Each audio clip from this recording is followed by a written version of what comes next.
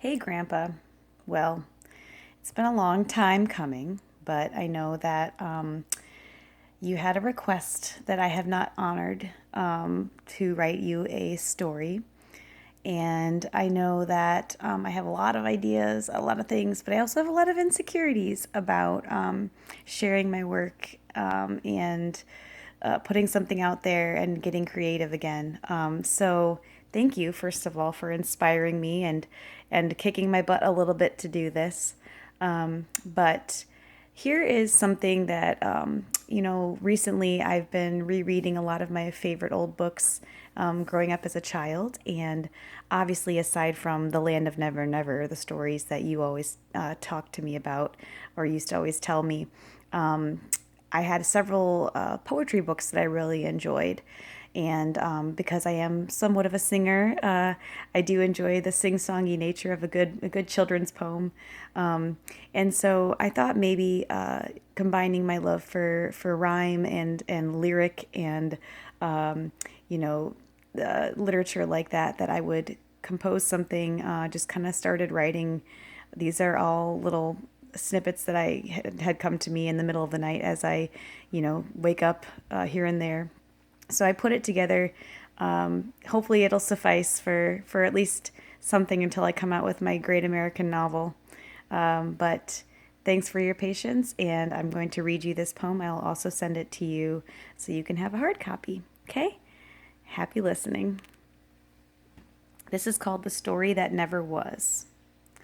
There once was a girl who wished she could fly to places afar and unknown, but her nerves kept her stuck. Heights would make her feel sick, so she'd stay in her room and just moan.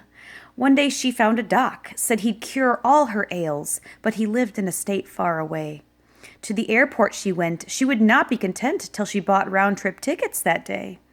She would see this dear doc in the hopes he'd not mock her irrational fear of the air. As the plane landed, her bag she was handed, off to Doc's to discuss her despair. I flew across the land to see you, great Doc, because I hear you can cure fears of flying. Glad you did, said the Doc with a chuckle and snort. Guess I cured you without even trying. There once was a girl who felt quite depressed because she wanted to learn how to swim. She would go to the pool and just sit on the edge, feeling all lonely and grim. One day she slipped and she fell off the edge, crashing into the pool with a splash. So she paddled her arms and she paddled her legs. Across the pool she dashed. Why didn't you help me? She called to the guard, standing watch from a tower up high. You don't know how to swim? He asked with a grin. That seems untrue. I just saw you. And he gave her the wink of an eye. There once was a girl who felt so unloved that she just didn't know what to do. So she sat all alone as she picked up the phone to dial a friend or two. Nobody cares. I have no one to love, she moaned to her favorite pal. Got no shoulders to lean on, no one there to cheer me on, simply no one to boost my morale.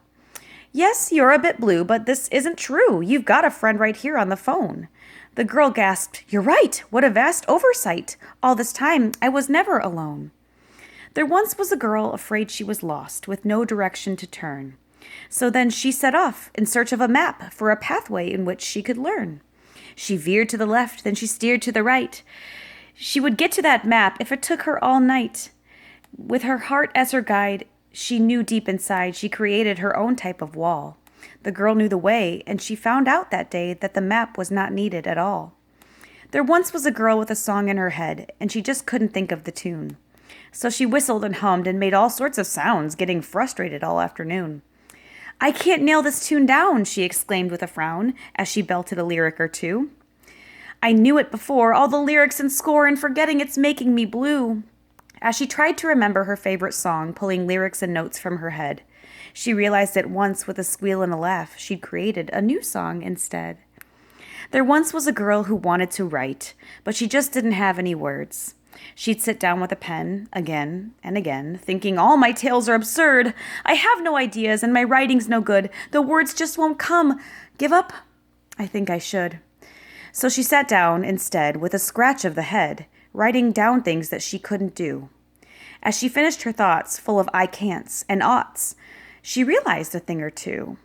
The tale she had written was no Pulitzer Prize, but the story was her very own.